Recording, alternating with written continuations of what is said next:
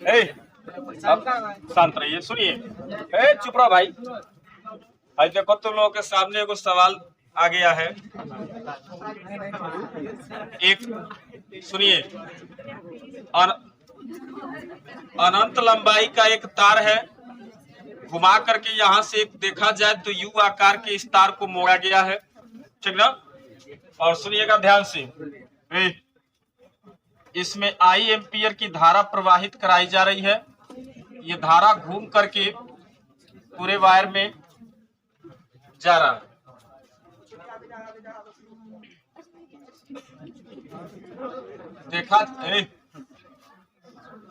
देखा जाए तो ये एक अर्धवृत्त बनेगा जिसकी त्रिज्या स्मॉल ए है। इस अर्धवृत्त का ये सेंटर है ओ, ठीक। और हमें इसके केंद्र ओ पर, अर्धवृत्त के केंद्र ओ पर चुंबकीय क्षेत्र का मान ज्ञात करना है। यानी कि आप पॉइंट ओ पर बी का मान निकालें, ठीक ना। सवाल यही है। यहां से देखिए, एक सिरा इसका अनंत पे जा रहा है, इसको घुमा के लेके आए हैं, यहाँ अर्धवृत्त बना करके इस तार को मोड़ करके फिर इसे अनंत पर लेके जा रहे हैं। इधर से आई एम्पियर की धारा प्रवाहित कराई जा रही है। ये धारा घूम करके इस तार में प्रवाहित हो रहा है। अगर ये अर्धवृत्त की त्रिज्या ए है तो इस पॉइंट ओ पर हमें चुंबकीय क्षेत्र का मान निकालना है। बात नहीं करेंगे, ठीक ना, बात नहीं करेंगे। फिगर बनाइए और फटाफट इसको सॉल्व करेंगे। आप लोग 2 मिनट का टाइम दे रहे हैं। अर्ध अनंत लंबाई की तरफ व्यवहार करेगा। इस अर्ध अनंत लंबाई के लिए चुंबकीय क्षेत्र का मान B1 माने हैं। ये अर्धवृत्त है, इसके लिए चुंबकीय क्षेत्र का मान B2 मान लें। और फिर देखिएगा, ये सिरा आपको पता है और दूसर का सिरा कहाँ जा रहा है, अनंत पर। एक सिरा पता है, दूसर का अनंत पर जा रहा है, तो फिर ये अर्ध अनंत लंबाई का तार बनेगा और इसके लिए चुंबकीय क्षेत्र का मान B3 मानेंगे, ठीक। अब हम सबसे पहले B1 का मान निकालेंगे अर्ध अनंत लंबाई के कारण। देखिए, कल जो आप सवाल सॉल्व कर रहे थे उसमें जो अर्ध अनंत लंबाई का तार था उसके लिए पॉइंट कहाँ था, उसके सिरे के सामने था। और सिरे के सामने चाहे अर्ध अनंत लंबाई है चाहे परिमित लंबाई का तार है, उसके सिरे के सामने किसी बिंदु पर चुंबकीय क्षेत्र का मान क्या होता है, 0 होता है। क्या यहाँ भी इस अर्ध अनंत लंबाई के तार के सिरे के सामने है क्या पॉइंट? नहीं, उसके बगल में है। यानी कि देखा जाए तो ये 90 डिग्री का एंगल बना करके कितनी दूरी पर है, ए दूरी पर है, तो ये उसके बगल में है। और बगल में है, सिरे पर नहीं है, तो चुंबकीय क्षेत्र का मान होगा। और कितना होगा, तो अर्ध अनंत लंबाई के लिए μ0/4 पाई और I बाई डिस्टेंस कितना दूरी पर है, ए, तो I बाई ए होगा। अभी केवल हम चुंबकीय क्षेत्र का मान निकाले हैं, ध्यान से सुनिएगा। ये जो B2 बनेगा अर्धवृत्त है और अर्धवृत्त के लिए चुंबकीय क्षेत्र का मान μ0/4 I बटे उसकी त्रिज्या कितनी है, ए है, तो स्मॉल ए होगा, ठीक। फिर ये वाला तार ये भी अर्ध अनंत लंबाई की तरफ व्यवहार कर रहा है, तो इसके लिए चुंबकीय क्षेत्र का मान B3 माना गया है। क्या इस तार के सिरे के सामने है बिंदु? नहीं, उसके बगल में है। यानी कि देखा जाए तो यहाँ भी ये 90 डिग्री का एंगल बना करके जस्ट सिरे के सामने है। और हम कल ये बताए थे आपको कि अगर ये अर्ध अनंत लंबाई का तार है और इसके बगल में आप कोई पॉइंट लिए थे, चुंबकीय क्षेत्र का मान निकाला जा रहा था, तो ये तो मिलाएंगे अनंत पर जाने के लिए, तो उसके समांतर हो जाएगा। तो यहाँ तो 90 डिग्री का एंगल बन जाएगा। यहाँ कुछ एंगल बन रहा था, तो हम क्या आपको आइडिया बताए थे, इस तार को धीरे धीरे खींच करके ऊपर लेके जाएं और उसका सिरा जस्ट इस पॉइंट के सामने लगा देंगे। तो ये मान घटते घटते φ1 का मान क्या हो गया था, 0, और φ2 का मान कितना हो गया था, 90 डिग्री। तो जब मान रख करके निकाला गया था तो μ0/4 पाई और I बाई ए आया था, ठीक ना। फिर इसी लॉजिक का उपयोग करेंगे। और ये अर्ध अनंत लंबाई का तार है, तो इसके लिए चुंबकीय क्षेत्र का मान μ0/4 पाई और फिर I बाई कितना डिस्टेंस पर, जब इधर से ए है तो इधर से भी ए ही होगा, तो I बटे ए होगा। अब सुनिएगा, हम तीनों के लिए चुंबकीय क्षेत्र का मान निकाले। यानी कि इस फिगर को हम 3 पार्ट में कन्वर्ट किए, 2 गो अर्ध अनंत लंबाई का और 1 अर्धवृत्त का, ठीक। और तीनों के लिए चुंबकीय क्षेत्र का मान निकाले और तीनों के लिए चुंबकीय क्षेत्र का मान हम आपको अलग अलग पहले भी बता चुके हैं, ठीक। अब बस उसी को एडजस्ट करना था। अब सुनिएगा, इस तार में धारा ऊपर की ओर प्रवाहित हो रही है। पॉइंट ओ पर हम चुंबकीय क्षेत्र की दिशा देखेंगे, तो धारा की दिशा में अंगूठा लगाएंगे, जिधर निकालना उधर चारों उंगलियों को, हथेली का तल किधर जा रहा था, अंदर की ओर, और अंदर की ओर चुंबकीय क्षेत्र की दिशा को प्रदर्शित करने के लिए क्रॉस चिन्ह का उपयोग करते हैं। अर्धवृत्त या पूर्ण वृत्त के लिए हम बताए थे कि आप दाहिने हाथ के हथेली नियम का ही यूज करेंगे और धारा की दिशा में आप अपने चारों उंगलियों को मोड़ेंगे। धारा की दिशा में चारों उंगलियों को मोड़ रहे थे तो अंगूठा किधर बता रहा था, अंदर की ओर, यानी कि इसके लिए भी चुंबकीय क्षेत्र की दिशा अंदर की ओर होगी। अब बच गया ये वाला, इसके लिए चुंबकीय क्षेत्र की दिशा देखना है तो धारा की दिशा में अंगूठा लगाएंगे, जिधर निकालना था पॉइंट ओ के साइड में चारों उंगलियों को, अभी भी हथेली का तल किधर जा रहा था, अंदर की ओर, यानी कि इसके लिए भी चुंबकीय क्षेत्र की दिशा अंदर की ओर। तीनों के लिए चुंबकीय क्षेत्र की दिशा एक ही दिशा में जा रही है, और किधर, बोर्ड के तल के या आपके कागज के तल के अभिलंबवत अंदर की ओर। और जब एक बात और बता दें, ये चुंबकीय क्षेत्र सदिश राशि होता है, ठीक ना। अभी इसका हम मात्रक नहीं निकलवाए हैं, अभी इसका मात्रक लिखवाएंगे, मात्रक नहीं, अभी केवल हम इसका आंकिक मान लिख रहे हैं और दिशा लिख रहे हैं। और देखिएगा ये तीनों सदिश राशि है, बोले तो चुंबकीय क्षेत्र ही सदिश राशि है और तीनों का डायरेक्शन एक ही ओर जा रहा है। और जब किसी बिंदु पर सदिश राशियां एक ही दिशा में लगी होती हैं, जैसे अगर मान लीजिए यहाँ कोई वस्तु है, इस पर एक लड़का 10 न्यूटन का फोर्स लगा के खींच रहा है, एक लड़का 20 न्यूटन का फोर्स लगा के खींच रहा है, एक लड़का 30 न्यूटन का फोर्स लगा के खींच रहा है। इस पॉइंट पर कुल बल कितना लगेगा, तो बल एक सदिश राशि होती है, और जब सदिश राशियां एक ही डायरेक्शन में होती है तो उनको हम डायरेक्ट जोड़ देते हैं। यानी कि यहाँ तीनों चुंबकीय क्षेत्रों को हम क्या करेंगे, जोड़ेंगे। तो फाइनली बी नेट का मान निकालेंगे तो वो B1 प्लस B2 प्लस किसके होगा, B3 के होगा। अच्छा एक बात, तो अगर मान लीजिए थोड़े समय के लिए ये डाट होता, डाट बोले तो बोर्ड पर देखिए, डाट होता तो दूगो का दिशा अंदर की ओर है, एगो का दिशा बाहर की ओर, तो दूगो अंदर वाले को जोड़ लेंगे, अब बाहर वाले को उससे क्या करेंगे, घटा देंगे, विपरीत दिशा में हो जाएगा। और जब दो सदिश राशियां एक दूसरे के विपरीत रहती हैं तो हमेशा बड़े वाले सदिश में से छोटे वाले सदिश को घटा दिया जाता है। B1 का मान पता है μ0/4 पाई I बटे A, प्लस B2 का मान पता है μ0/4 I बाई A, और प्लस B3 का मान पता है μ0/4 पाई I बटे A होगा।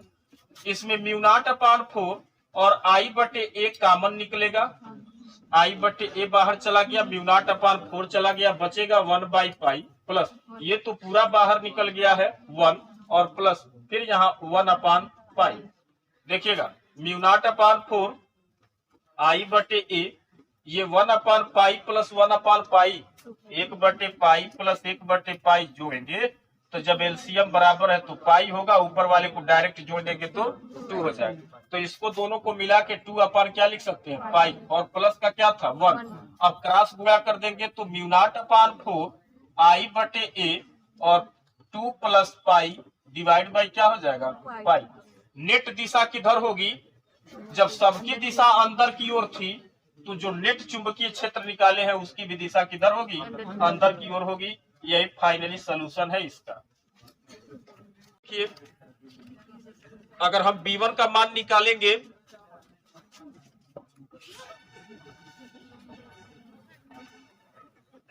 तो B1 बराबर, सुनिएगा इधर देखो, ये अर्ध अनंत लंबाई का तार है, ये पॉइंट इस तार के सिरे के सामने है क्या, और जब तार के सिरे के सामने होगा तो उसके लिए चुंबकीय क्षेत्र होगा क्या, नहीं, तो B1 का मान क्या हो जाएगा, 0। ये अर्धवृत्त के लिए चुंबकीय क्षेत्र का मान B2 बराबर μ0/4 और I बटे A होगा। ये अर्ध अनंत लंबाई का तार है, क्या ये पॉइंट इस तार के सिरे के सामने है क्या, नहीं, बगल में है, और बगल में है तो इसके लिए चुंबकीय क्षेत्र का मान होगा, और कितना होगा तो फार्मूला लगाएंगे तो B3 बराबर अर्ध अनंत लंबाई के लिए होता है μ0/4 पाई और I बटे कितना डिस्टेंस पर, तो ये भी A होगा तो I बटे A होगा। B1 के लिए तो चुंबकीय क्षेत्र 0 है तो दिशा की जरूरत ही नहीं है। B2 का दिशा निकालेंगे तो अभी आपको आइडिया बताए कि जिस तरफ धारा प्रवाहित हो रही उधर ये आप चारों उंगलियों को मोड़ेंगे, ठीक ना। तो ऐसे मोड़ेंगे धारा की दिशा में चारों उंगलियों को, तो अंगूठा किधर जा रहा था, अंदर की ओर। तो इसके लिए चुंबकीय क्षेत्र की दिशा अंदर की ओर। ये अर्ध अनंत लंबाई के तार के कारण चुंबकीय क्षेत्र की दिशा निकालनी है, तो धारा की दिशा में अंगूठा लगाएंगे, जिधर निकालना उधर चारों उंगलियों को फैलाएंगे। हथेली का तल अंदर की ओर बता रहा था, चुंबकीय क्षेत्र की दिशा अंदर की ओर हो। ये दोनों चुंबकीय क्षेत्र एक ही दिशा में है, तो बी नेट का मान निकालेंगे। तो बी नेट बराबर क्या करेंगे, B2 प्लस, या तीनों लिखे, B1 plus B2 plus B3। B1 का मान तो 0 है, उसको लिखने की कोई जरूरत नहीं है। बी नेट बराबर B2 का मान पता है μ0/4 I/A है, ठीक, और प्लस B3 का मान पता है μ0/4 पाई और I/A है। जो कॉमन निकलता है बाहर निकालेंगे, μ0/4 I/A बाहर निकलेगा तो 1 + 1/पाई होगा। क्रॉस गुणा कर देंगे तो μ0/4 और I/A, और ये बनेगा पाई प्लस 1/पाई। और नेट दिशा किधर होगी, अंदर की ओर होगी। ये चुंबकीय क्षेत्र का मान निकल गया O पर।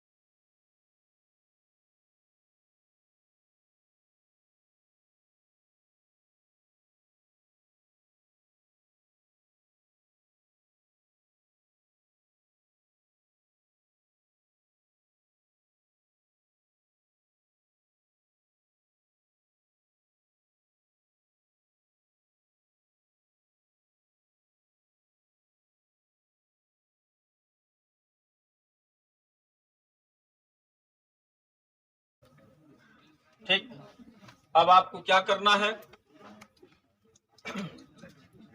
पॉइंटों पर चुंबकीय क्षेत्र का मान निकालना है। निकालिए।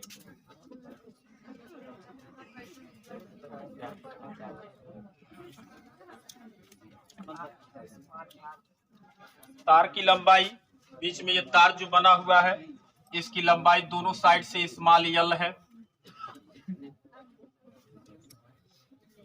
और अब केंद्र O पर चुंबकीय क्षेत्र का मान निकालना है। हाँ, μ0/4 पाई नहीं होगा इसमें। हाँ, μ0/4 आई आप कॉमन निकाल सकते हैं, आई कॉमन निकाल सकते हैं, तो 1/R1 प्लस 1/R2 होगा। अच्छा, प्लस होगा कि माइनस, बीच में दोनों को जोड़ेंगे, दोनों को जोड़ेंगे कि घटाएंगे, ये चेक कर लीजिए। दिशा दोनों का एक ही डायरेक्शन में आ रहा है क्या? हाँ, ठीक है, राइट आंसर। μ0/4 इंटू आई ब्रैकेट में 1/R1 प्लस 1/R2 इसका आंसर होगा। फाइनली दिशा अंदर की ओर होगी।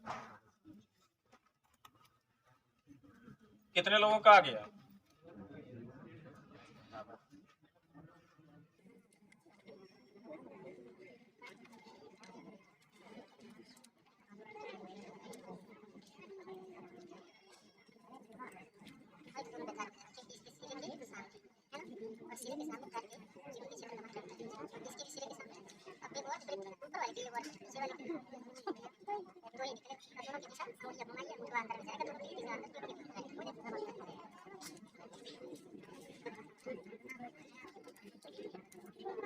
विजय कुमार आंसर आया क्या आपका?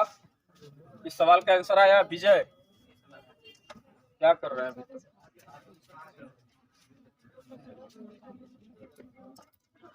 आ गया। देखिए इधर देखो, ए बच्चों सुनो, ये ऊपर वाले अर्धवृत्त के लिए तुमको खुद पहचानना होगा यार। ये ऊपर वाला एक अर्धवृत्त दिखाई दे रहा है सबको, इसके लिए चुंबकीय क्षेत्र B1 मान लो और रुक जाओ। उसके बाद नीचे वाला भी तुमको एक अर्धवृत्त दिखाई दे रहा है, इसके लिए चुंबकीय क्षेत्र B2 मान लो और रुको। सुनो, तुमको एक L लंबाई का तार इधर भी दिख रहा है, L लंबाई का तार इधर भी दिख रहा है, ठीक। अब बस ये देखो कि तार के बगल में है ये पॉइंट कि उसके सिरे के सामने है। तो यहाँ दिख रहा है तार के सिरे के सामने, दोनों तारों के सिरे के सामने ये पॉइंट O है। और जब तार के सिरे के सामने बिंदु पर आप चुंबकीय क्षेत्र का मान निकालेंगे तो उसके लिए चुंबकीय क्षेत्र का मान 0 होगा। तो हमें इन तारों के लिए कोई मतलब नहीं रह गया, बच गया 2 गो अर्धवृत्त। तो पहले वाले अर्धवृत्त के लिए फार्मूला हम बताए थे आपको, वृत्ताकार धारावाही लूप में जब I एम्पियर की धारा प्रवाहित कराते हैं, इसकी त्रिज्या स्मॉल a है, तो इसके केंद्र पर चुंबकीय क्षेत्र का मान μ0/2 और I बटे कितना था, a था। पूरे वृत्त के कारण था। हम बोले थे जब आधा वृत्त आप कर देंगे, अर्धवृत्त कर देंगे तो इसी मान का आधा कर देंगे। जब आधा करेंगे तो ये 2 पलट करके ऊपर चला जाएगा और 2 के साथ हो जाएगा तो μ0/4 I बटे a हो जाएगा। यही होगा ना। तो लिखते हैं B1 का मान, एक अर्धवृत्त है तो μ0/4 होगा और I बटे उसकी त्रिज्या कितनी है, R1 है। ठीक, अभी डायरेक्शन बाद में लिखेंगे। अब B2 वाले के लिए लिखेंगे, वो भी अर्धवृत्त है तो अर्धवृत्त का फार्मूला लगाएंगे सब फार्मूले में लगाना है, बाकी कुछ नहीं है। μ0/4 I बटे उसकी त्रिज्या कितनी है, R2। अब मान निकाल लिए, बच गया दिशा। दिशा निकालने का तरीका अब तक कितना बार बता दिया आपको। आप धारा की दिशा में दाहिने हाथ के चारों उंगलियों को आप खाली धारा की दिशा में मोड़िए, ऑटोमेटिक अंगूठा बता देगा किधर जा रहा है। ऐसे मोड़ेंगे तो अंगूठा किधर, अंदर की ओर। इसे नीचे घुमा के लेके आएंगे तब भी दिशा किधर है, अंदर की ओर। यानी कि दोनों के लिए दिशा अंदर की ओर। और एक ही पॉइंट पर 2 चुंबकीय क्षेत्र है, दोनों की दिशा अंदर की ओर है, तो बी नेट का मान निकालेंगे तो दोनों को क्या करेंगे, डायरेक्ट जोड़ेंगे। तो μ0/4 I बटे R1 के साथ में जोड़ेंगे μ0/4 I बटे R2। जो कॉमन मिलेगा बाहर निकाले, μ0/4 इंटू I कॉमन निकल जाएगा, 1 बटे R1 प्लस 1 बटे R2। ये नेट दिशा अंदर की ओर। नोट करिए फटाफट।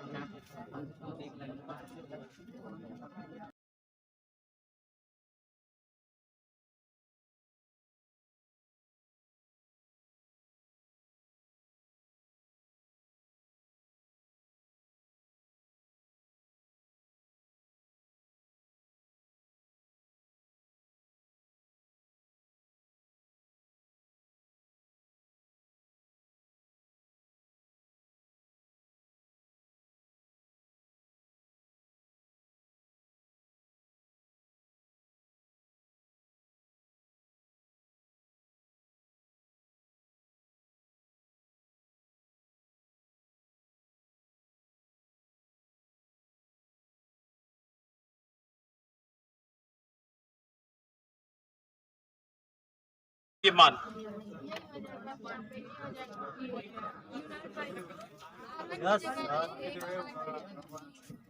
हो जाएगा। बस R1 की जगह पर A और R2 की जगह पर B। ठीक, बीचवा में माइनस रहेगा। Very good.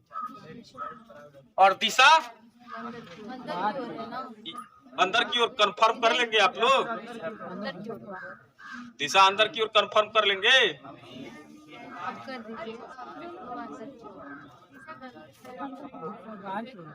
इसको मिटा दिया जाए।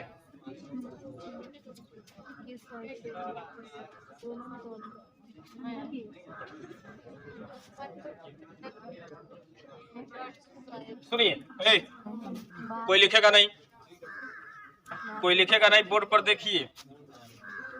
इस तार के सिरे के सामने है पॉइंट O, इसके लिए चुंबकीय क्षेत्र होगा क्या, नहीं। और इसके लिए नहीं, बस 2 अर्धवृत्तों के लिए होगा। पहले अर्धवृत्त के लिए चुंबकीय क्षेत्र का मान B1 मान ले, दूसरे अर्धवृत्त के लिए चुंबकीय क्षेत्र B2। भैया लिखिए मत, अभी लिखिएगा, समय तो दे रहे हैं। अभी ध्यान से देखिए, B1 बराबर एक अर्धवृत्त है और अर्धवृत्त का फार्मूला लगाएंगे तो μ0/4 होता है क्या, और I बटे उसकी त्रिज्या, तो बड़े वाले की त्रिज्या कितनी है, B है। ठीक, अभी दिशा बाद में देखिए। अभी B2 का मान निकालते हैं तो अर्धवृत्त के लिए फिर फार्मूला लगाएंगे μ0/4, उसमें भी धारा I ही प्रवाहित हो रही है, उसकी त्रिज्या कितनी है, स्मॉल a है। अब देखिएगा, बड़े वाले के लिए धारा की दिशा में चारों उंगलियों को मोड़ेंगे तो अंगूठा किधर जा रहा था, अंदर की ओर, तो चुंबकीय क्षेत्र की दिशा अंदर की ओर क्रॉस द्वारा। और सुनिएगा, ये छोटे वाले वृत्त के लिए चारों उंगलियों को धारा की दिशा में मोड़ेंगे, तो धारा की दिशा में उंगलियों को मोड़ रहा है, तो अंगूठा किधर आ रहा था, बाहर की ओर, और बाहर की ओर चुंबकीय क्षेत्र की दिशा को डाट द्वारा, सही है। अब सुनिए, एक के लिए चुंबकीय क्षेत्र की दिशा अंदर की ओर, दूसरका के लिए चुंबकीय क्षेत्र की दिशा बाहर की ओर। जब दो सदिश राशियां, हम बताएं एक ही पॉइंट पर दो सदिश राशियां, जैसे इधर 20 न्यूटन का फोर्स लगाया जाए, इधर 10 न्यूटन का फोर्स लगाया जाए, सुनिएगा, देखिए यहाँ कोई वस्तु थी, प्रैक्टिकली आप खुद सोचिए, यहाँ कोई वस्तु है, इस पर इधर कोई 20 न्यूटन का फोर्स लगा के खींच रहा है, इधर कोई 10 न्यूटन का फोर्स लगा के खींच रहा है। वास्तविकता में आप देख के बता सकते हैं कि वस्तु किधर जाएगी, 20 न्यूटन वाले, यानी कि नेट प्रभाव किधर है, बड़े वाले बल की दिशा में, तभी तो ये वस्तु उधर जा रही है।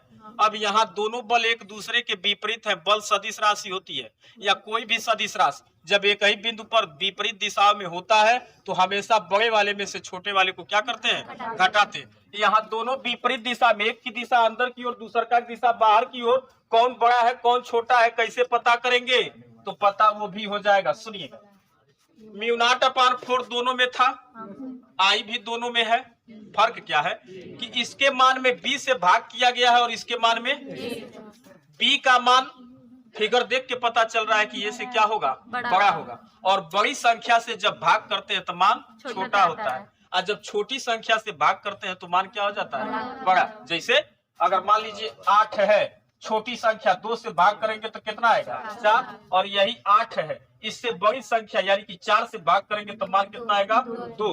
तो सब कुछ तो फिक्स था, खाली b से भाग किया गया है, और इसमें भी सब कुछ फिक्स था, a से भाग किया गया है, और आपको देख रहे पता चल रहा है कि a का मान कम है और b का मान क्या है, ज्यादा है, ठीक ना।